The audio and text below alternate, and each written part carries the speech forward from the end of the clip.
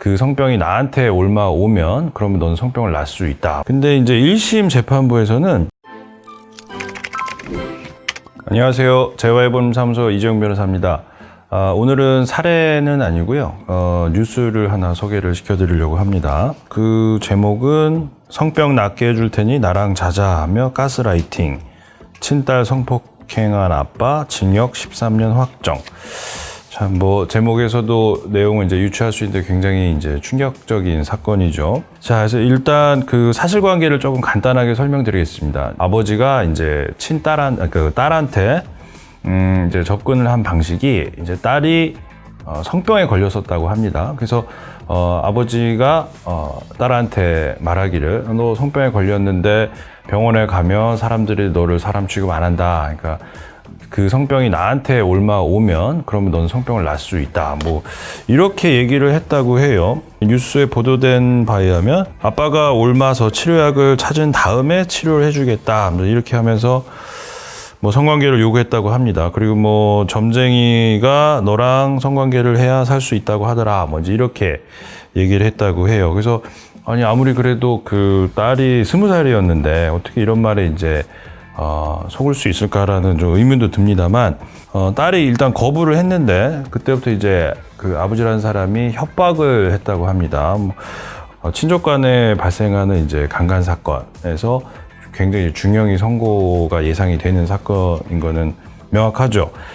다만 이 사건의 좀 특이한 점은 그 1심 재판 과정에서 그 피해자인 딸이 자기 아버지에 대한 처벌을 원하지 않는다. 그리고 선처해달라라는 그 처벌 불원서, 그 다음에 탄원서 이런 거를 몇 차례 제출을 했었다고 합니다. 근데 이제 1심 재판부에서는 이 피해자인 딸이 제출한 그 처벌 불원서하고 탄원서 이거 믿기 어렵다. 왜냐하면 그 어머니하고 이제 동생이 있었는데 이제 아버지지 않습니까? 이제 동생 입장에서도 그렇고 어머니 입장에서는 이제 남편인데 남편이 구속이 되면 경제적으로 이제 어떤 생활고에 시달리게 된다라는 부분이 진술 과정에서 좀 나왔던 것 같고 그러면은 그것 때문에 어머니가 좀 회유를 한 거 아니냐 이제 이런 정황이 조금 포착이 됐었던 것 같아요. 결국에는 1심 재판부에서는 피해자가 처벌을 원하지 않는다라고는 했지만 그 진정한 피해자의 합의이사 내지는 처벌을 원하지 않는다라는 의사표시를 볼 수 있겠느냐에 대한 심리가 이루어졌고 피해자가 비록 그러한 형식적인 서류를 제출했지만 피해자가 진짜로 용서했는지에 대해서는 의문이 간다라는 취지로 결국 1심에서 징역 13년을 선고를 했습니다. 당연히 이제 피고인 측에서는 아니 합의가 됐는데 그러니까 가해자 측에서는 합의가 됐는데 그리고 피해자가 처벌을 원하지 않는데 형량이 너무 중한 거 아니냐 이제 이런 취지로 다퉜겠죠. 근데 이제 2심 재판부에서도 판결을 이제 함에 있어서 역시 동일한 취지로 피해자의 진정한 의사가 반영되기는 어려웠던 것 같다. 똑같이 13년을 선고했을 뿐만 아니라 2심 재판부에서는 전자발찌 20년 부착 명령까지 선고가 됐었습니다. 결국 이 사건은 대법원 상고심까지 가게 됐고요. 대법원에서 이제 최근에 최종 판결을 했는데 역시 피해자의 진정한 합의 의사가 확인되기 어렵다라는 취지로 징역 13년에 출소 후부터 20년간 전자발찌 착용하라라는 판결이 확정이 됐습니다.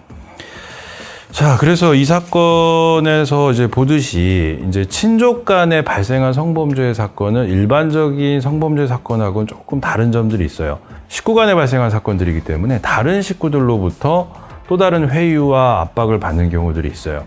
피해자 입장에서 굉장히 이제 곤혹스럽죠. 자기는 이제 피해를 당했기 때문에 문제를 삼은 건데 또 자기 입장에서 또 엄마의 부탁 아닌 또 부탁도 있고 이제 이러다 보니까 굉장히 아마 많은 고뇌와 갈등을 했었을 걸로 보이고 결국에 재판부의 탄원서하고 처벌 불원서까지 냈던 걸 봤을 때는 그 피해자가 당했을 그 집 안에서의 2차 피해는 굉장히 극심했었을 걸로 예상이 됩니다. 자, 그래서 오늘 이 사건 소개해드린 뉴스의 이제 최종 이제 결론은 결국 피해자 의사의 진위를 확인해야만 정확한 판결을 할 수 있다. 이제 이런 취지로 보시면 되겠고요. 제 입장에서 봤을 때는 굉장히 합당한 판결이라고 생각이 듭니다. 그래서 전자발찌 부착 관련된 거는 이제 나중에 13년을 다 살고 난 다음에 나와서 그때부터 카운트가 되는 거고요. 또 한 가지 이제 덧붙여서 말씀드리면 일반적인 형사사건 같은 경우에는 이제 가석방이라는 것이 있습니다. 보통 뭐 한 받았던 형기에서 한 3분의 2 이상 정도 살고 좀 모범 쓰고 여러 가지 정황상 가석방 해줄 필요가 있다라고 하면 중간에 이제 특사라든지 가석방으로 이제 석방이 되는 경우가 있어요. 만기 출소를 하는 것이 아니고. 근데 이제 성범죄 사건은 가석방이 지금 없어요. 그래서 하루도 빼지 않고 전부 다 만기를 채워야 되는 그런 이제 특성이 있는 범죄라고 보시면 됩니다. 자, 오늘 뉴스는 여기까지고요. 다음 시간에 다시 뵙도록 하겠습니다. 감사합니다.